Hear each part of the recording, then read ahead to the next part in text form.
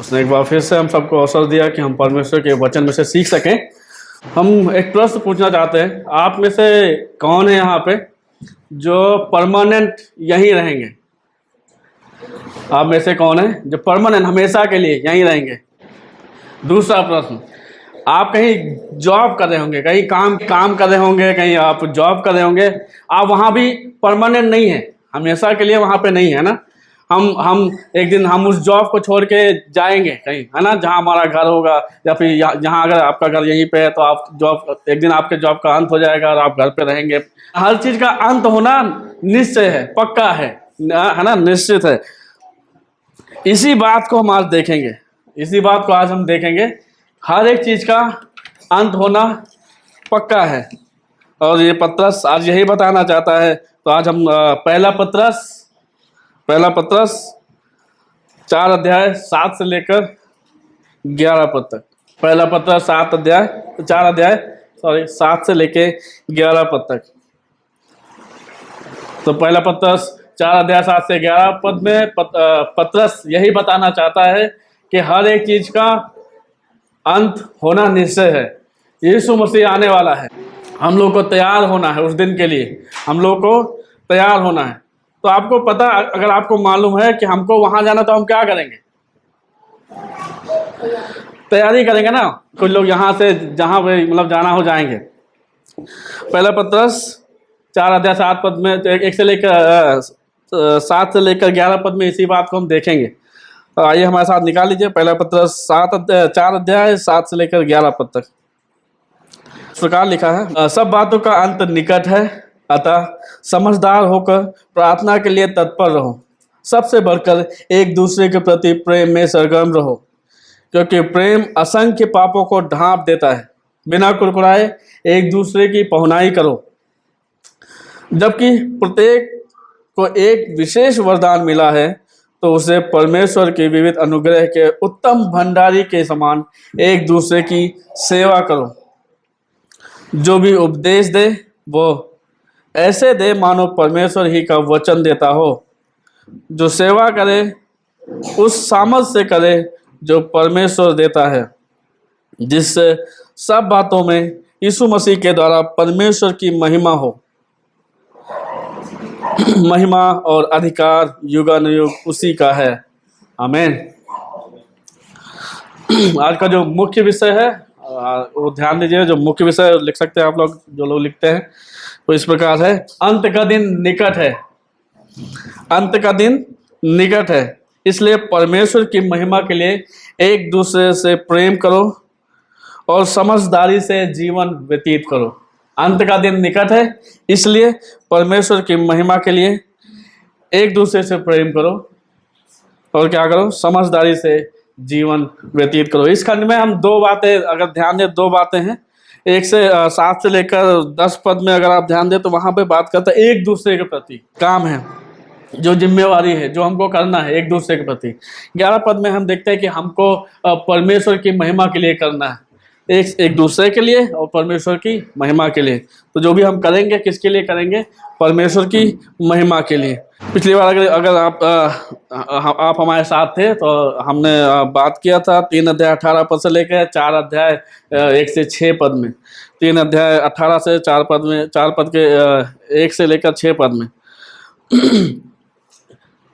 3 अध्याय 18 पद से लेकर 22 पद में यीशु मसीह घोषणा करते हैं उनके विजय की। वो विजयी हुए, वो राजा हैं। पत्रस कहता है कि यीशु मसीह सबके पापों के लिए एक ही बार मर गया, है ना। 3 अध्याय में आप इस बात को देख सकते हैं। 18 पद में यीशु मसीह सबके पापों के लिए एक ही बार मर गया, जिससे कि क्या हो? जैसे हम जैसे पापी अधर्मी जो उसके विद्रोह में जीवन जी रहे थे, उनका परमेश्वर से मेल हो जाए, है ना। वे परमेश्वर से मिल जाए, परमेश्वर से उनका संबंध अच्छा हो जाए। जो संबंध टूट गया था, जो संबंध जिसके वजह से हम परमेश्वर से दूर हो गए थे, यीशु मसीह आया ताकि हमारा फिर से संबंध परमेश्वर के साथ हो जाए। दूसरी बात, यीशु मसीह वो स्वर्ग में विराजमान है, जो कि हम 22 पद में देखते हैं। यीशु मसीह स्वर्ग में परमेश्वर के दाहिनी ओर विराजमान है। एक बार वो आया हमारे लिए, वो इसलिए आया कि हमारा संबंध परमेश्वर के साथ हो, लेकिन अब वो स्वर्ग में विराजमान है, सारा अधिकार उसके पास है। तो अब हमको किसकी सुननी है? उसकी सुननी, क्योंकि उसकी वजह से हमारा संबंध परमेश्वर से हो गया है। इसके बाद 4 अध्याय उसका 1 से लेकर 6 पद में हम लोगों ने देखा था, जो लोग होंगे शायद ध्यान होगा उनको, कि परमेश्वर यीशु मसीह स्वयं जो है हमारा क्या है? आदर्श है। यीशु मसीह ने स्वयं दुख उठाया।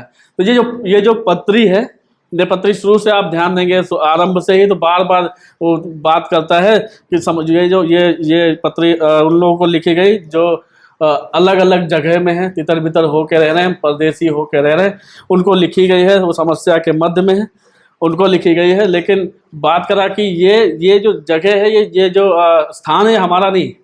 हमको एक दिन यहाँ से जाना है ना। परमेश्वर ने हमारे लिए कुछ रख छोड़ा है, परमेश्वर ने हमारे लिए एक स्थान रख छोड़ा है, जो 1 अध्याय का 4 पद में था। उत्तराधिकार को प्राप्त करेंगे, जो अविनाशी, निष्कलंक और क्या है?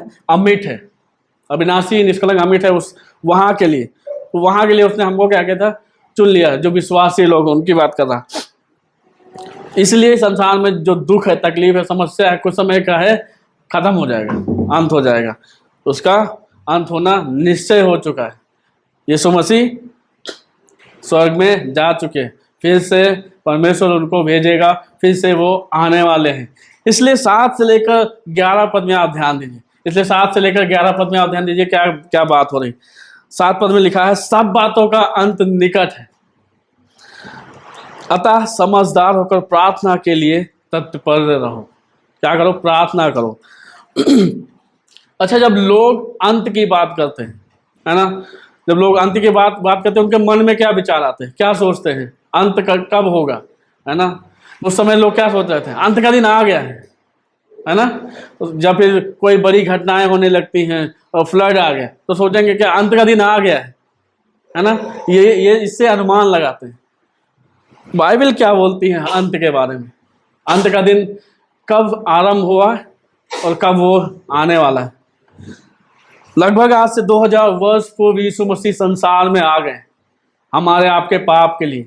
वो मारा गया, गाड़ा गया, तीसरे दिन जी उठा। आज वो स्वर्ग में परमेश्वर के दाहिने ओर विराजमान है। उसने उद्धार के काम को पूरा कर दिया है ना। उसने उद्धार के काम को पूरा कर दिया है। आज वो स्वर्ग में विराजमान है। एक दिन वो फिर से आने वाला है। और जिस दिन यीशु मसीह संसार से उनका स्वर्गारोहण हुआ, जिस दिन वो स्वर्ग गए, अंत का दिन आरंभ हो गया, शुरुआत हो गया, है ना। तो कोई कहे अंत का दिन आने वाला है, तो क्या नहीं होना है? हताश नहीं होना, परेशान नहीं होना है ना। हम लोगों को क्या करना? हमेशा हमेशा क्या करना? हमेशा तैयार रहना, प्रतिदिन तैयार रहना। क्यों हमेशा तैयार रहना? यीशु मसीह आने वाला है, अंत का दिन आने वाला। अंत का दिन का मतलब यही है मसीहों के लिए। हमको नहीं मालूम है कि जो गैर विश्वासी अन्य लोग हैं वो क्या मानते हैं अंत के दिन के बारे में, लेकिन हम जो मानते हैं वो है अंत के दिन में यीशु मसीह आएगा और हम उसके साथ में होंगे।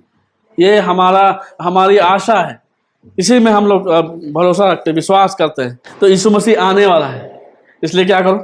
तैयार रहो। इसलिए क्या करो? तैयार रहो। हमको नहीं मालूम वो कब आएगा, है ना। तो लोग अगर बोले कि कुछ समस्या, जब दिक्कत आती है, जब कोई युद्ध होता है या परेशानी आती है या फ्लड आता है, तो परेशान नहीं होना है ना। हमको नहीं मालूम कब आएगा यीशु मसीह, लेकिन हमको ये जरूर मालूम है कि एक दिन आएगा। और जब वो आएगा तो हमारे लिए वो क्या नाम से दिक्कत, परेशानी, समस्याओं का दिन नहीं होगा, है ना। हमारे लिए आनंद का दिन होगा। हम प्रभु के साथ होंगे जो उस पर विश्वास करते हैं। हम क्या होंगे? प्रभु के साथ में होंगे। रोमियो 13 अध्याय 11-12 में लिखा है। आप लिखना चाहते हैं तो लिख सकते हैं, वहां पे लिखा है। और पौलुस कहता है कि तुम्हारे लिए नींद से जाग उठने का समय आ गया है। सोना मतलब वो वाला सोना नहीं, लेकिन आत्मिक रूप से तुम सोते नहीं रह सकते हो। मतलब ये क्या हो गया? नींद से जागने का समय आ गया है। यीशु मसीह आने वाला है। नींद से जाग उठने का, तैयारी करने का समय आ चुका है। वो दिन आने वाला है, न्याय का दिन आने वाला, अंत का दिन आने वाला। तैयार हो जाओ। लिखा है रात्रि प्राय बीत चुकी है, दिन निकलने का समय है।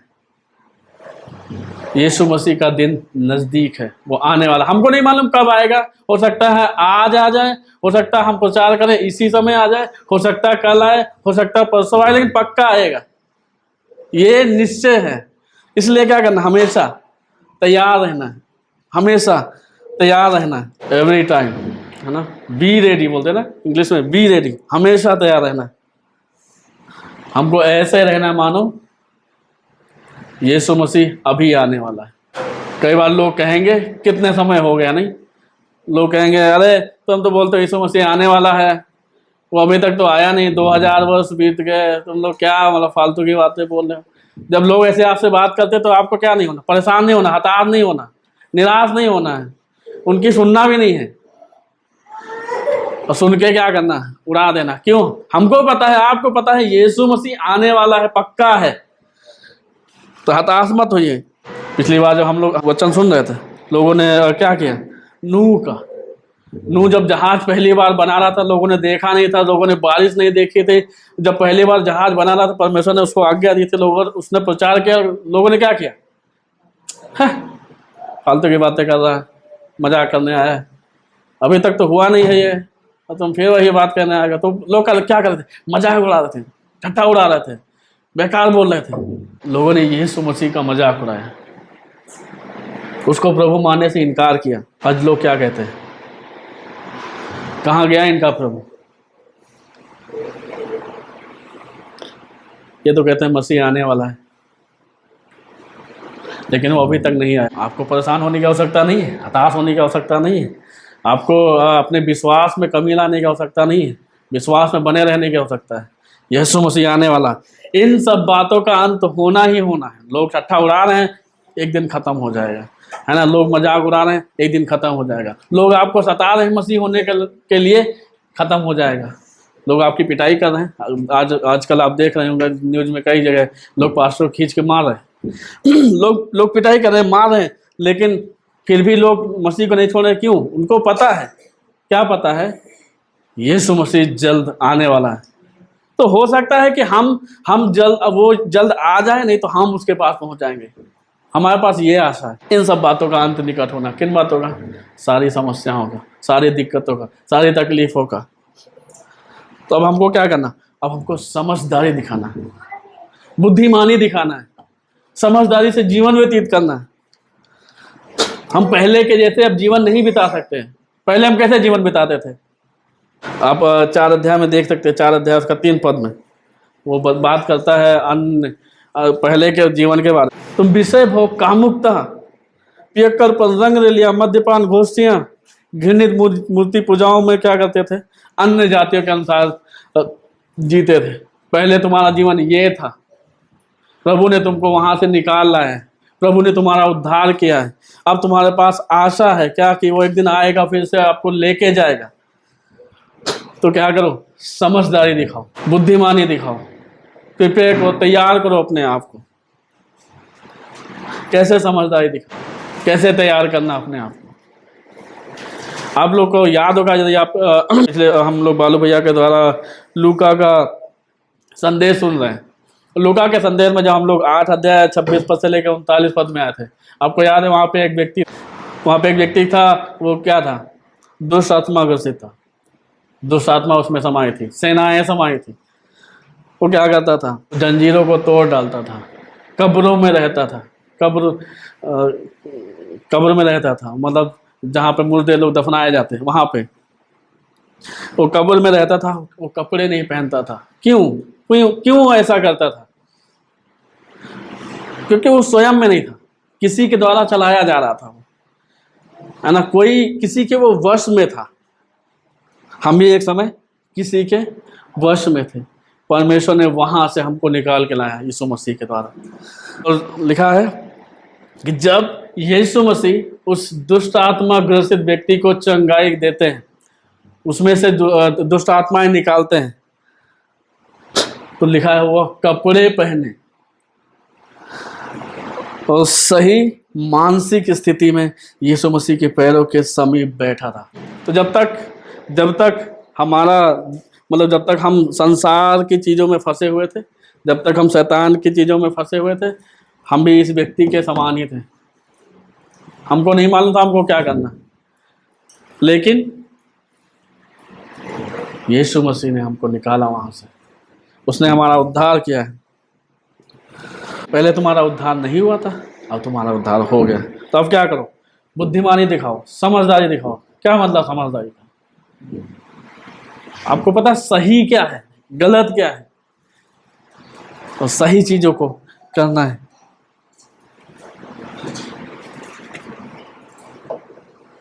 पहले तुम कैसा जीवन व्यतीत करते थे उसको भूल जाओ, अब आपको कैसे जीवन व्यतीत करना है उसको याद रखो।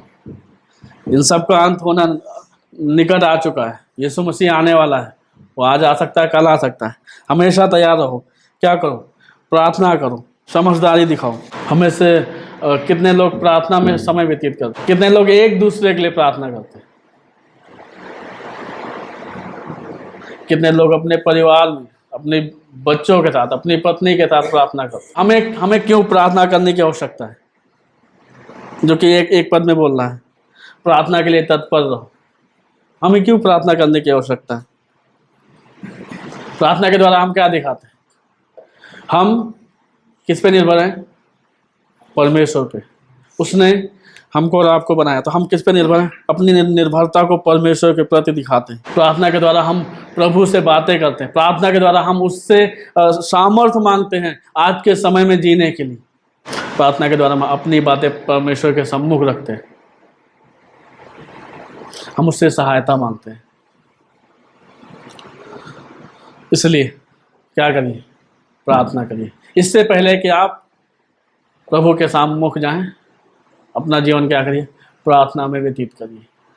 प्रभु से सामर्थ मांगे, प्रभु से बुद्धि मांगे, प्रभु से समझ मांगे। क्यों? अंत का समय आ गया।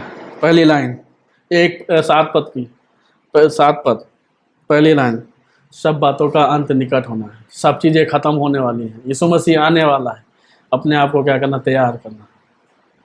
इसलिए क्या करो? प्रार्थना करो। अपने लिए प्रार्थना करो, परिवार के लिए प्रार्थना करो, एक दूसरे के लिए प्रार्थना करो, कलीसिया के लिए प्रार्थना करो, अगुओं के लिए प्रार्थना करो। क्यों? हम सब एक दिन जा रहे हैं। यदि आप यीशु मसीह में विश्वास करते हैं, यदि यीशु मसीह आपका प्रभु है, हम सब कहाँ जा रहे हैं? स्वर्ग, प्रभु के साथ। तो हमको क्या करना पड़ेगा? सबसे पहले आप कहीं जाते हैं तो क्या करते हैं? तैयार ही होते हैं, नहाते धोते, अच्छे कपड़े पहनते, कैसे तैयार होके जाते हैं, बढ़िया से जाते हैं। नहीं, हम जा रहे हैं, यीशु मसीह आने वाला है, तो क्या करना? अपने आप को तैयार करना उस दिन के लिए। तो उसके लिए क्या करना पड़ेगा? हमारे साथ 8 पद में देखिए क्या करना पड़ेगा। केवल प्रार्थना नहीं करना है ना, लेकिन समझदारी दिखाते हुए और क्या करना पड़ेगा।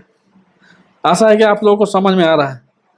क्या? सबसे बढ़कर एक दूसरे से या एक दूसरे के प्रति प्रेम में सरगर्म रहो, प्रेम में बने रहो, एक दूसरे की चिंता करो, लोगों से मिलो, मुस्कुराते हुए मिलो, आनंदित हो। क्यों? हम लोग जा रहे हैं, है ना? कहाँ जा रहे हैं हम लोग? प्रभु के साथ। अंत आने वाला है, अंत निकट है। हम कैसे प्रेम करते हैं? क्या हम बार बार एक दूसरे से बात करते हैं? क्या हम कोशिश करते हैं एक दूसरे को दूसरे से मिलने के लिए? क्या हम चिंता करते हैं एक दूसरे की? यदि हम प्रेम नहीं करते तो हम क्या हैं? एक जगह लिखा है बाइबल में, हम ठनठनाती घंटी झनझनाती झांझ के समान, कोई मतलब नहीं, है ना? इसलिए क्या करिए? एक दूसरे के प्रति प्रेम में सरगर्म रहो, बने रहो, एक दूसरे से प्रेम करो, एक दूसरे की चिंता करो। कई लोग क्या बोलेंगे? फोन करने के लिए समय नहीं था, है ना? बात करने के लिए समय नहीं था। क्यों बात करने के लिए समय नहीं था? क्या कर रहे थे? हम टीवी देख रहे थे, हम मोबाइल चला रहे थे, है ना? एक दूसरे से मिलने का समय नहीं है। बाकी हमारे पास बहुत समय है ना, बाकी चीज़ें करने के लिए बहुत समय, लेकिन एक दूसरे से संगति करना, एक दूसरे से मिलना, हमारे पास समय नहीं। तो यही बहाने करते नहीं। हम आपसे निवेदन करना चाहते हैं, अंत का दिन निकट है, यीशु मसीह आने वाला है। जितना हो सके एक दूसरे के साथ संगति करिए, जितना हो सके एक दूसरे के साथ मिलिए, जितना हो सके एक दूसरे के साथ प्रार्थना करिए, एक दूसरे से प्रेम करिए। 8 पद, कैसे? बढ़कर सबसे बड़ा, सबसे कठिन काम है। हम अपने बारे में तो बहुत ज्यादा सोचते नहीं, अपनी चिंता करना है तो, लेकिन दूसरे के लिए समय देना, दूसरे से के साथ प्रार्थना करना, दूसरे के लिए प्रार्थना करना, समय नहीं, समय देना है हमको और आपको। क्यों समय देना है? बार बार एक ही बात, अंत का दिन निकट है, यीशु मसीह आने वाला है, तैयार रहिए उस दिन के लिए। ये ना हो कि जब यीशु मसीह आए तो आपके बगल में जो लोग बैठे हैं पता ही नहीं है वो कौन है। एक दूसरे से मिलिए। हमारे पड़ोसी वाले जानते नहीं हम मसीह हैं, हम ऐसे रहते नहीं, लोगों से बात ही नहीं करते, मिलते ही नहीं है, लोगों को बताते नहीं है हम कौन है, बस अपने काम से काम। कलीसिया में भी तो क्या करते हैं, आएंगे कुछ देर, खाली संडे का क्या हुआ, 2 घंटे समय बिताएंगे, उसके बाद क्या होगा, किसी से मतलब नहीं है, चले जाएंगे। ऐसे ही करते हैं ना कुछ लोग हम में से। हमको क्या करना है, समय देना एक दूसरे के साथ, संगति करना एक दूसरे की। क्यों करना है? क्यों प्रेम करना है? लिखा है प्रेम असंख्य पापों को ढांप देता है। इसका मतलब ये नहीं कि प्रेम तुम्हारे पापों को अनदेखा करेगा, प्रेम अनदेखा नहीं करता है।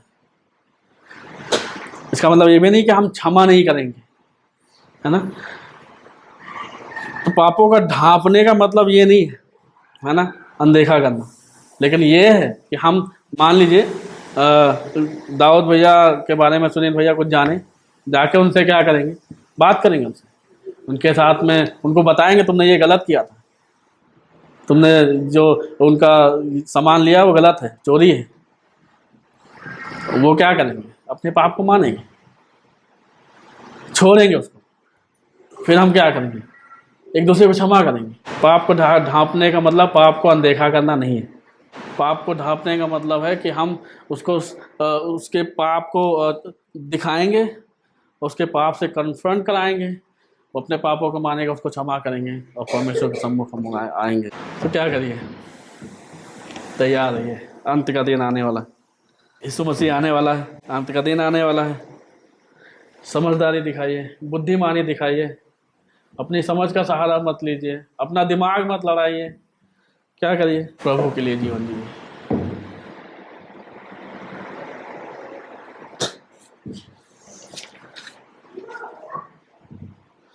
हमारे साथ 9 पद में देखिए क्या लिखा है, बिना कुड़कुड़ाए एक दूसरे की पहुनाई करो।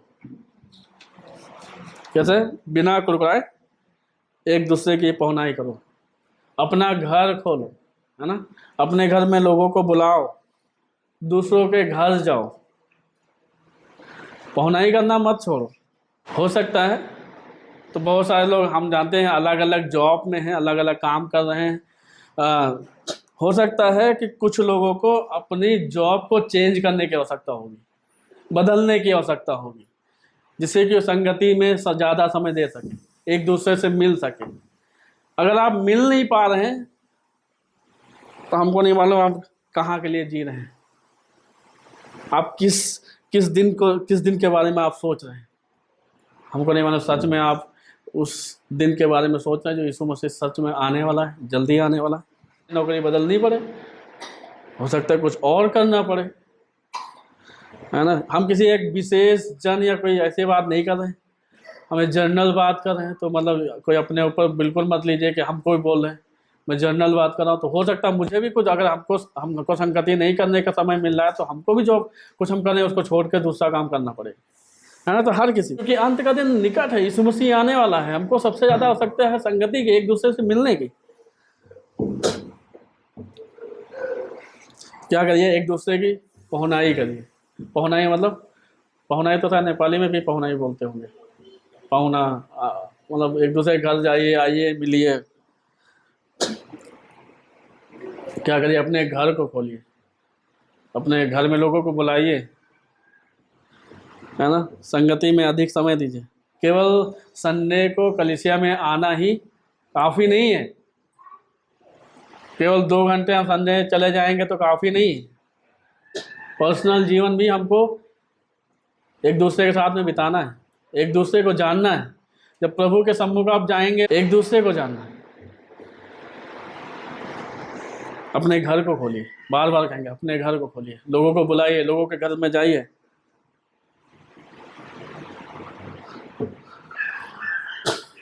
लोग अक्सर बोलेंगे हम व्यस्त थे, है ना। लोग अक्सर क्या बोलते हैं, हम व्यस्त थे। क्या कर रहे थे? अच्छा, हमारी जॉब कितने बजे से थी? सुबह 9 बजे से लेकर शाम को 5 बजे। उसके बाद क्या कर रहे थे? अरे भैया उसके बाद तो थक गए थे हम। अरे भैया हमारा तो सिर दर्द होने लगा। अरे छोटी छोटी बातें बोलने लगते हैं हम लोग। कितना आप उत्साहित होते हैं कि अरे भैया आज तो मौका मिल गया मिलने का, है ना। कितना आप उत्साहित होते हैं, चलिए चलिए मिलते हैं आज, है ना। कुछ लोग हैं जो मतलब इसलिए उत्साहित होते हैं, जैसे मौका मिला, किसी ने बुलाया, चलो चलो चलो, है ना। क्यों? उनको पता है ये सबसे महत्वपूर्ण चीज़ है, हम एक दूसरे से मिलें, संगति करें।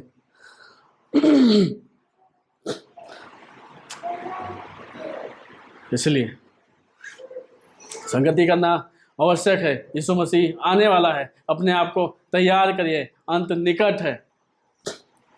सब चीज़ें ख़त्म हो जाएंगी। एक दिन आपकी जॉब चली जाएगी, एक दिन आपका हो सकता है जो भी घर है वो चला जाएगा, सब कुछ यहाँ से छोड़ के आप चले जाएंगे। आप अगर यहीं के लिए जी रहे हैं तो आई थिंक आप खतरे में हैं, आपको सोचना चाहिए। एक दूसरे के साथ प्रार्थना में समय बिताइए, समझदारी दिखाइए, एक दूसरे के लिए घर खोलिए, एक दूसरे से मिलिए। आपको अपने घर में बुलाने के लिए बहुत अधिक खाना बनाने की आवश्यकता नहीं है। मैं सोचता हूँ बहुत लोग सोचते होंगे भैया मेरे पास तो पैसे ही नहीं रहते हैं, भैया मेरे पास तो सोफ़ा ही नहीं है ना, भैया तो मेरे पास कुर्सी नहीं है। आप जहाँ बैठते हैं वहाँ बैठाइए, अब जो खाते हैं वो खिलाइए। 100 की सीधी बात बोलते नहीं, 100 की सीधी बात। जो आप खाते वो खिलाइए, जहाँ बैठते हैं वहाँ बैठाइए। ये महत्वपूर्ण नहीं है कि आप क्या खिला रहे हैं, आप 56 भोग खिला रहे हैं, आप 72 प्रकार के खाना बना रहे हैं, ये महत्वपूर्ण नहीं है। महत्वपूर्ण ये है कि क्या आप संगति कर रहे हैं कि नहीं कर रहे हैं, जो कि महत्वपूर्ण बात है, जो कि यहाँ पे बोला गया है कि क्या करो, पहुनाई करो। क्या आप एक दूसरे से मिल रहे हैं कि नहीं मिल रहे हैं। तो आपको इस बात की चिंता करने की आवश्यकता ही नहीं, लोग क्या कहेंगे, है ना। पैसा नहीं है, जो भी है आप उसके अनुसार आप कर सकते हैं। आपके पास अगर दाल चावल है, दाल चावल दीजिए, चाय बिस्किट कर सकते हैं, चाय बिस्किट करिए। मतलब बात ये नहीं है, बात ये है कि क्या आप संगति कर रहे हैं कि नहीं कर रहे हैं। सबसे महत्वपूर्ण मुख्य बात यह है कि संगति करिए, पहुनाई करिए, एक दूसरे के घर जाइए, एक दूसरे को अपने घर बुलाइए, समय दीजिए एक दूसरे को जानिए। यही महत्वपूर्ण है। क्यों? क्योंकि अंत का दिन निकट है, हम जाने वाले हैं, प्रभु जी आने वाले हैं। तैयार हो जाइए। क्या करिए? तैयार हो जाइए। कितने लोग क्या सोचते हैं, कितने लोग आप घर में जाएंगे, जब आपको बुलाएंगे तो क्या करते हैं, वो अक्सर मतलब बाइबल पढ़ने के लिए बोलेंगे तो बाइबल नहीं, लेकिन खाना बनाने में ही समय बिताएंगे। आप उनके घर में जाएंगे तो क्या करेंगे, वो किचन में बैठे रहेंगे। आइए भैया बाइबल पढ़ते हैं, अरे ठीक है, वो कुछ बना रहे होंगे। आइए बहन बाइबल पढ़ते हैं, तो कुछ ना कुछ उसमें बिजी होंगे। आई थिंक महत्वपूर्ण चीज़ खाना बनाना नहीं, महत्वपूर्ण चीज़ है कि कोई आया है हमारे घर में, उसके साथ में समय देना, उसके साथ संगति करना महत्वपूर्ण ये। इसलिए मिलते रहिए एक दूसरे से, एक दूसरे की पहुनाई करिए, अंत निकट है। प्रार्थना करिए, समझदारी दिखाइए, एक दूसरे से प्रेम करिए, कुरकुराइए नहीं, हमारे पास ये नहीं है, हमारे पास वो नहीं है। प्रभु ने सबको अलग अलग तरीके से चीज़ें दी हैं। हमारे साथ 10 पद में देखिए,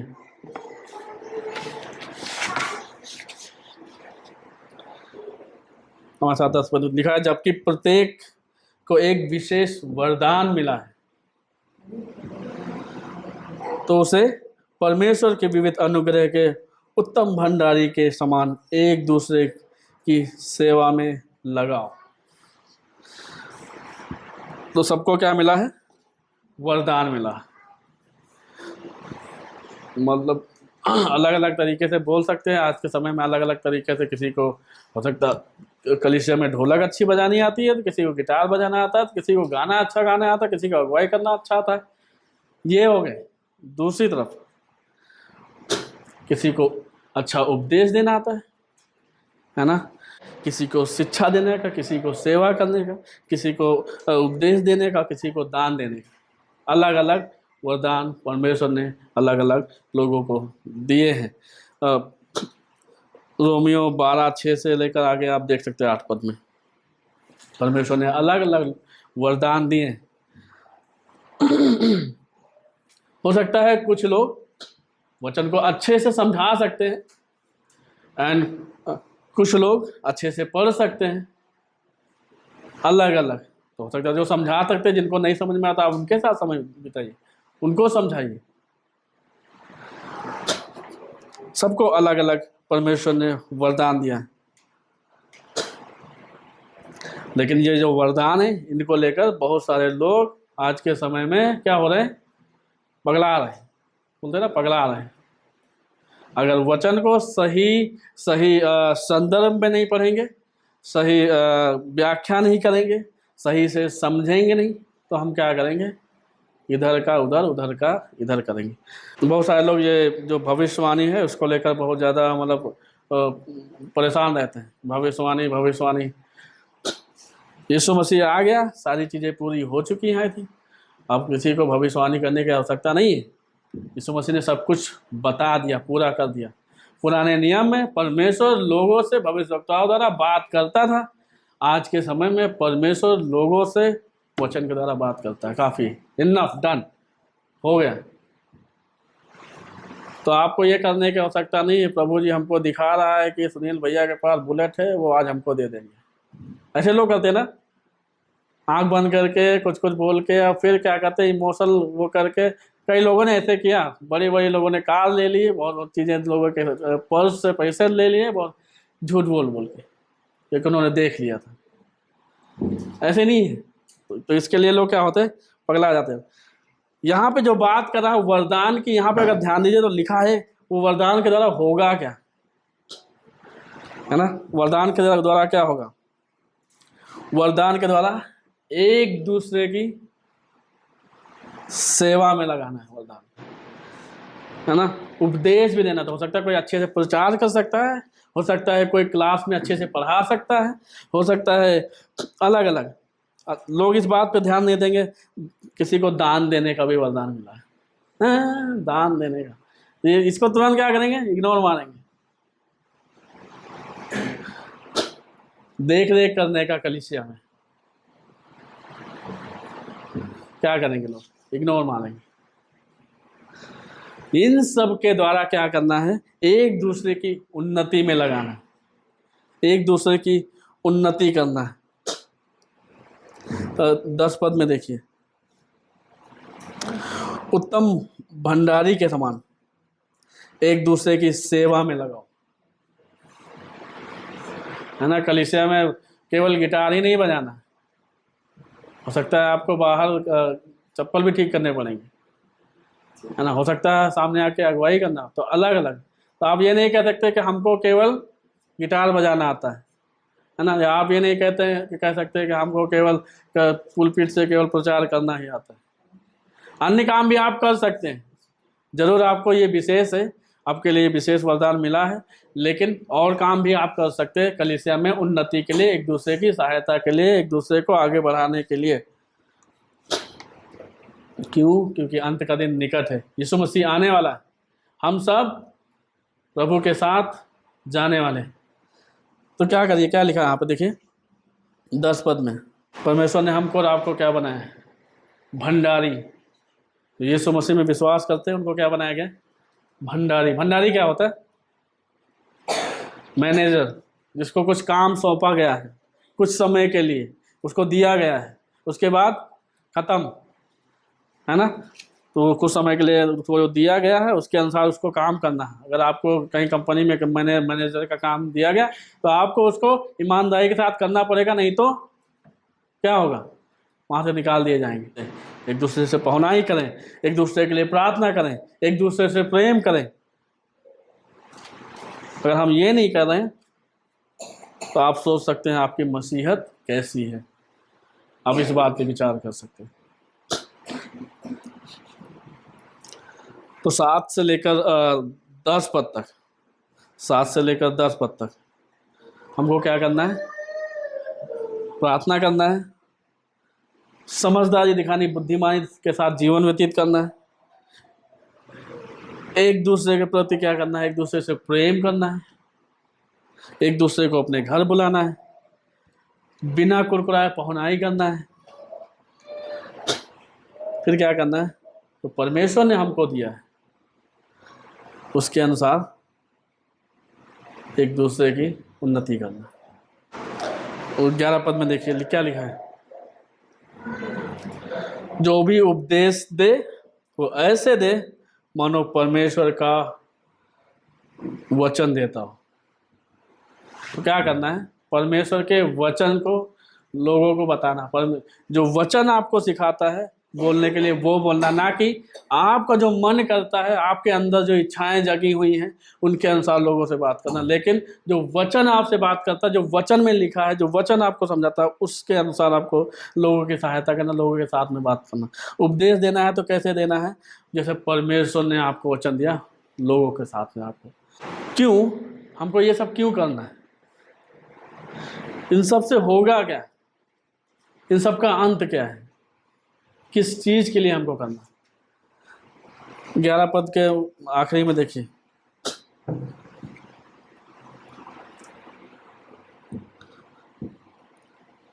सॉरी 11 पद के दूसरे भाग में देखिए, जो सेवा करे उस सामर्थ्य से करे जो परमेश्वर देता है। अपनी सामर्थ्य का सहारा नहीं लेना, अपनी बुद्धि का सहारा नहीं लेना, परमेश्वर से बुद्धि मांगना। परमेश्वर हमें समझ देगा, परमेश्वर हमें दिखाएगा मार्ग। कैसे दिखाएगा? वो सामने आके नहीं, वचन के द्वारा। हमको वचन पढ़ना पड़ेगा, हमको लोगों के साथ संगति करना पड़ेगा। हो सकता है हम वचन को कम समझते हैं, हो सकता है जो दूसरे हमारे भाई बहन जो ज़्यादा समझते हैं उनके साथ में समय देना पड़ेगा, एक दूसरे का समय बिताना पड़ेगा, जिससे कि हम क्या हो सके? एक दूसरे की उन्नति हो सके, सीखने के द्वारा, सिखाने के द्वारा एक दूसरे की उन्नति हो सके। इन सब के द्वारा क्या होगा? परमेश्वर को महिमा मिलेगी। इसलिए अंत का दिन निकट है, क्या करिए? प्रार्थना करिए। अंत का दिन निकट है, एक दूसरे से प्रेम करिए। अंत का दिन निकट है, समझदारी दिखाइए। सब बातों में यीशु मसीह के द्वारा परमेश्वर की महिमा हो। तो ये सब हम किस लिए करेंगे? जिससे कि परमेश्वर की महिमा हो। हम अंत के दिन में हैं, हमको अपने आप को, आपको अपने आप को तैयार करना है उस दिन के लिए, उस समय के लिए। क्या आप तैयार हैं उस दिन के लिए? क्या आप अपने आप को उस दिन के लिए तैयार करते हैं? अब याद करिए पिछले दिन आप कब आपने कलीसिया के लिए या एक दूसरे के उन्नति के लिए एक दूसरे के साथ समय दिया है? अब याद करिए कब एक दूसरे के साथ में मिले थे पिछली बार? सारे काम तो आप कर सकते हैं, क्या आप प्रिपेयर कर रहे हैं अपने आप को उस दिन के लिए?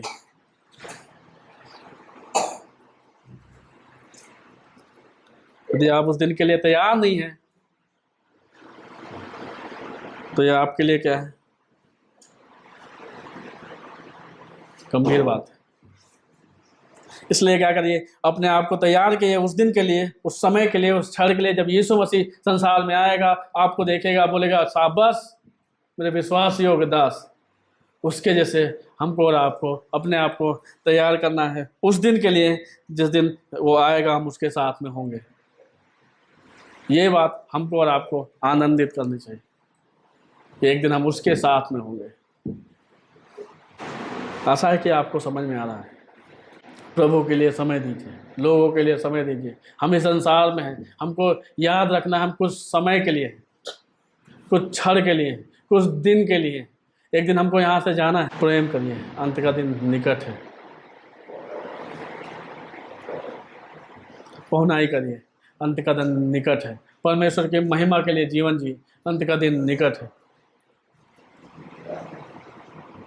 अंत का दिन निकट है, अपने आप को तैयार करिए। आइए हम परमेश्वर से प्रार्थना करें।